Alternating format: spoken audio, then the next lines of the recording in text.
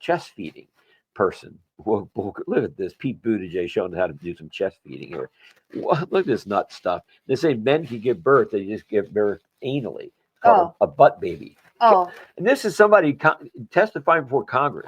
yeah. Good Lord. So the congressman says, well, if men can get pregnant, how's the baby delivered? What do they call them? Butt babies. Are you out of your mind? Musk calls out Dem megadonor for funding destructive protests against Tesla. Anti-Musk protester admits getting paid to protest as Doge focuses on Act Blue and Soros-funded non-governmental organizations. It seems some far-left NGOs that still have funds to deploy, despite Secretary of State Marco Rubio's neutering USAID.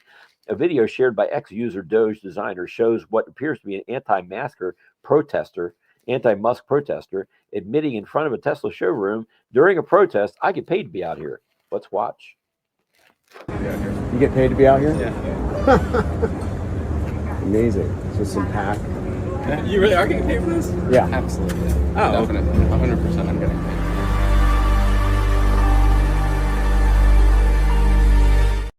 paid. They gave $27 million to the George Soros Prosecutor Fund.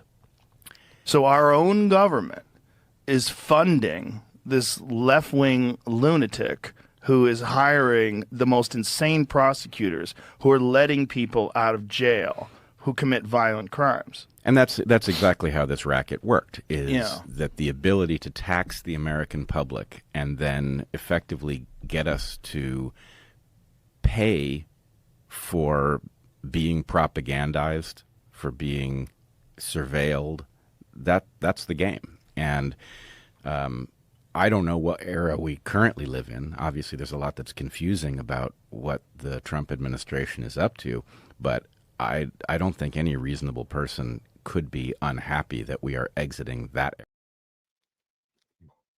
Act Blue Democrat organization may now face terrorism charges, evidence that the organization has funded multiple violent anti-Tesla protests. Tesla dealerships have been firebombed, shot up, vandalized, and occupied by the leftist extremists. And Democrat fundraising, let's find out. Act Blue, the Democratic fundraising powerhouse, faces internal chaos. At least 7 senior officials have left the group, setting off deep concerns about its future as it confronts scrutiny from congressional Republicans. I'll say 2 things to start. The first, there's a theory that with the gutting of USAID and other federal funds, a lot of these grants, especially the EPA slush fund that Lee Zeldin uncovered, a lot of this money is believed by many, whether or not there's any veracity to this, that it was funneling around NGOs and finding its way into the pockets of Democrat politicians. That may or may not be the case. At any rate, the other thing to consider is State AG set stage to have all Biden pardons, executive orders, other actions legally voided. This is very interesting. We're going to learn about executives signing with a pen. A machine may have signed a bunch of executive orders that Joe Biden never saw. Maybe I can get one to put my dad's signature on this report card. A Washington Free Beacon, the Department of Government Efficiency has uncovered a $2 billion grant awarded to a startup nonprofit linked to state. Yeah, what do you think? Well, Mike Johnson, what do you think about all this? Elon is in the middle. He's gotten into the belly of the beast, and I met with him a couple weeks ago at his office, Monday before last, and he was explaining to me what he's doing, and he and I got increasingly excited as we were going through this, and I said, man, look, I know you're excited because you think of this as a scientist and a data analyst. I think of it as a constitutional law attorney and a historian. Elon, what we're going to do here is restore the original intent of the framers of the Constitution, because they envisioned a small, efficient federal government. Remember, most of the power is pushed down to the states, right?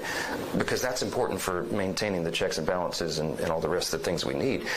But they wanted a federal government that was small and efficient and effective and accountable. And the accountability piece will be ensured by the duly elected representatives of the people and the Congress who could have oversight. The problem is, for decades, as we know, we haven't been able to do that job well, because even though we requested the data and requested the insight, it was hidden. But Elon has cracked the code. He is now inside the agencies. He's created these algorithms that are constantly crawling through the data, and as he told me in his office, the data doesn't lie. We're going to be able to get the information. We're going to be able to transform the way the federal government works at the end of this, and that is a very exciting prospect. It is truly a revolutionary moment for the nation. It's official. 83% of USAID programs canceled, tens of billions of dollars saved. Secretary of State Marco Rubio has confirmed after 6 weeks of review, we are officially canceling 83% of USAID programs. Only 17% left. 17. What's with the number 17, folks? We've been talking about that. Come on. We know what's happening. After a 6-week review, we are officially canceling 83% of the programs at USAID. The 5,200 contracts that are now canceled spent tens of billions of dollars in ways that did not serve and in some cases even harmed the core national interests of the United States. So if we were going to declare the government shutdown, what aspects of the government would be shut down that we really need that aren't corrupt? I think we should find out. In consultation with Congress, we intend for the remaining 18%. Hold it now. That doesn't add up. 18 and 83, that doesn't add up. I guess they didn't want to say 17 because we'd all pick up on it that day. Oh, yeah. But 18 and 83 is 101. Isn't somebody check me on the math on this? I think the number remaining 17. We're beating this horse really dead, aren't we? We're keeping approximately 1,000 now to be administered more effectively under the State Department. Thank you to Doge and our hardworking staff who worked very long hours to achieve this overdue and historic reform. DNI, Tulsi Gabbard, Department of National Intelligence, Gabbard, following Trump's directive, has revoked the security clearance and restricted access to classified information for Anthony Blinken, Jake Sullivan, Lisa Monaco, Mark Zayad, Norman Eisen, Letitia James, Alvin Bragg, Andrew Weissman, and the 51 signers of the Hunter Biden disinformation letter, let alone a $1 billion a year company run by a financial professional, a CFO with no financial experience whatsoever. She's pretty and has a pharmaceutical degree or whatever, but the guy that's really beating the drum out there is the guy that has a couple of doctorate degrees in like early childhood education or whatever. I suggest you do some research. Can you see the diplomas on the back? He doesn't. He started showing the pictures or whatever, but you can't read his name. You know, hey Ted, let's not call the kettle black here. Can you show your name on your certificates? Absolutely. Let's go around the shop and do this. Okay. That was my dad's ham license. I am now a KC3 FER. There is one of my certificates from being a certified financial planner through the Financial Services Institute. Okay. And there are other certifications. That's my another one of the degrees, diplomas, graduate from James Madison University. See my name here, okay? All right. This is what you want to look at on this kind of stuff. What is the real name of the good doctor? You don't see that anywhere, do you? I don't know if you can see that far away, but there are letters, accommodations, and all kinds of stuff here. Because this is my office, folks. This is where I talk to you from. This is where I keep things going for people that still have questions that trust me with their estate planning 20-some years ago. I'm not going away. I'm right here. Anybody can get a hold of me. It's Austrian with Keynesian economics. Let me just finish with the rest of this. So we talked about Keynesian economics supports the use of monetary policy tools. Who are they developed by? Such as adjusting interest rates. Who does that? Or implementing quantitative easing. Who decides to do that? To manage economic cycles. Why don't you let the economy manage their own cycles? Overall, Keynesian economics is characterized by focus on managing aggregate demand through government intervention to achieve full employment. And what kind of trust and what kind of education these people have in the government? So let's do away with the Keynesian economics. Let's move back to Austrian monetary economics, which is moving back to sound money. Let's describe and tell you what Austrian monetary economics is all about. Oops, hold on.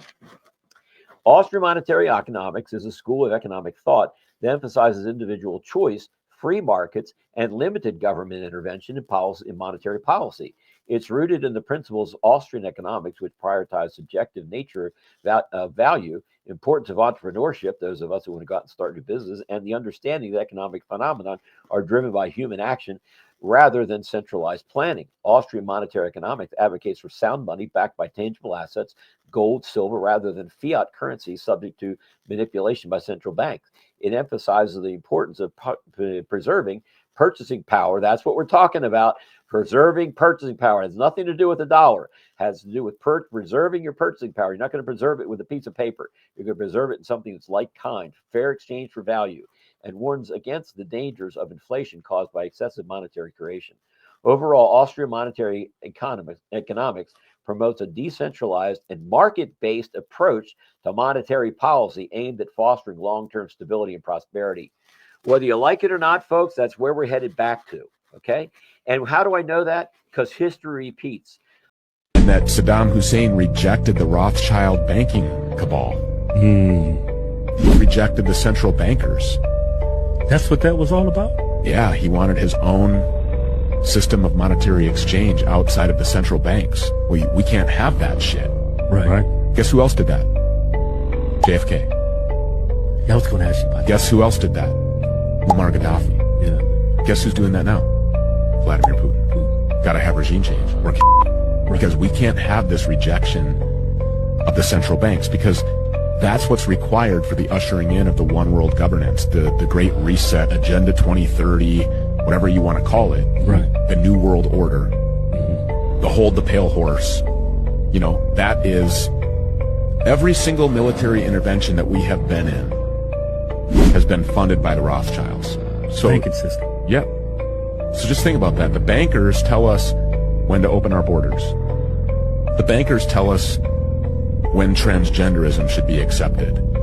The bankers tell us when we're facing systemic racism and when to riot. We don't do anything with or without the permission of the bankers.